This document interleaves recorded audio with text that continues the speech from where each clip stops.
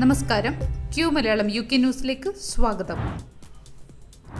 Singapore airlines വിമാനത്തിലുണ്ടായ കടുത്ത ടർബുലൻസിൽ ഒരാൾ മരിക്കുകയും 30 പേർക്ക് പരിക്കേൽക്കുകയും ചെയ്തു. ലണ്ടനിൽ നിന്ന് സിംഗപ്പൂരിലേക്ക് പോകുകയായിരുന്ന സിംഗപ്പൂർ എയർലൈൻസ് വിമാനത്തിൽ കടുത്ത പ്രക്ഷുബ്ധത ഉണ്ടായതിനെ തുടർന്ന് ഒരു യാത്രക്കാരൻ മരിക്കുകയും നിരവധി പേർക്ക് പരിക്കേൽക്കുകയും ചെയ്തു. അടിയന്തര ലാൻഡിങ്ങിനായി വിമാനം തായ്ലാൻഡിലെ ബാങ്കോക്കിലേക്ക് തിരിച്ചുവിട്ടു. ചൊവ്വാഴ്ച UK സമയം രാവിലെ 9:45 വിമാനം തായ്ലാൻഡിലെ ബാങ്കോക്കിലേക്ക് തിരിച്ചുവിട്ടത്. ആകെ 211 യാത്രക്കാരും 18 ജീവനക്കാരുമാണ് വിമാനത്തിലുണ്ടായിരുന്നത്. സ്ക്രാപ്പ് പെൻഷനുകൾ ട്രിപ്പിൾ ലോക്ക് ചെയ്യുമെന്നും തെരഞ്ഞെടുപ്പിന് ശേഷമുള്ള നികുതി വർധനയ്ക്ക് സാധ്യതയുണ്ടെന്നും IMF. പെൻഷൻ വർധനവ് കണക്കാക്കുന്നതിനുള്ള ട്രിപ്പിൾ ലോക്ക് സംവിധാനം UK ഒഴിവാക്കണമെന്ന് അന്താരാഷ്ട്ര നാണയനിധി ശുപാർശ ചെയ്യുന്നു. ട്രിപ്പിൾ ലോക്ക് പെൻഷൻ വർധനവിനെ ഏറ്റവും ഉയർന്ന വരുമാന വളർച്ച, പണപ്പെരുപ്പം അല്ലെങ്കിൽ 2.5% എന്നിവയുമായി ബന്ധിപ്പിക്കുന്നു. ഈ സംവിധാനം സുസ്ഥിരമല്ലെന്നും അത് ഒഴിവാക്കണമെന്നുമാണ് IMF വാദിക്കുന്നത്. കൂടാതെ വരാനിരിക്കുന്ന UK തെരഞ്ഞെടുപ്പിന് ശേഷം നികുതി വർധനയ്ക്ക് സാധ്യതയുണ്ടെന്ന് IMF മുന്നറിയിപ്പ് നൽകുന്നു. രാജ്യത്തിന്റെ സാമ്പത്തിക സ്ഥിതി നേരിടാൻ ഈ വില വർധന അനിവാര്യമാണെന്ന് IMF പറയുന്നു. അയർലൻഡിൽ ഡ്രൈവിംഗ് ലൈസൻസ് ഡിജിറ്റലാകുന്നു. 2024 അവസാനത്തോടെ ഡ്രൈവിംഗ് ലൈസൻസ് സ്മാർട്ട് ഫോണിൽ എത്തുമെന്നാണ് കരുതുന്നത്. ഈ വർഷം ആദ്യം മുതൽ സർക്കാരും ഗതാഗത വകുപ്പ് ഉദ്യോഗസ്ഥരും ഡിജിറ്റൽ സംവിധാനം പരീക്ഷിച്ചു വരികയാണ്.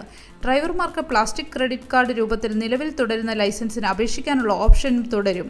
ഡിജിറ്റൽ ലൈസൻസ് ഓപ്റ്റ് ചെയ്യുന്നവർക്ക് അത് അവരുടെ ഫോണിൽ ഒരു വാലറ്റ് ആപ്പിൽ സൂക്ഷിക്കാം. ഫെബ്രുവരിയിൽ യൂറോപ്യൻ രാജ്യങ്ങളിലൊന്നായ ഫ്രാൻസിൽ ഡിജിറ്റൽ ഡ്രൈവിംഗ് ലൈസൻസ് നടപ്പിലാക്കിയിരുന്നു. EasyJetന്റെ 2025 ബുക്കിംഗ് ആരംഭിച്ചു. ഇന്നലെ ബുക്കിംഗ് ആരംഭിച്ച EasyJetന്റെ മാർച്ച് 2025 മുതൽ ജൂൺ 2025 വരെയുള്ള ബുക്കിംഗിനാണ് ഓഫറുകൾ.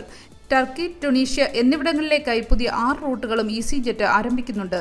ലോഞ്ച് ചെയ്തതിനു ശേഷം വിലകൾ വർദ്ധിക്കുന്നതിനാൽ നേരത്തെയുള്ള ബുക്കിംഗ് ശുപാർശ ചെയ്യുന്നു.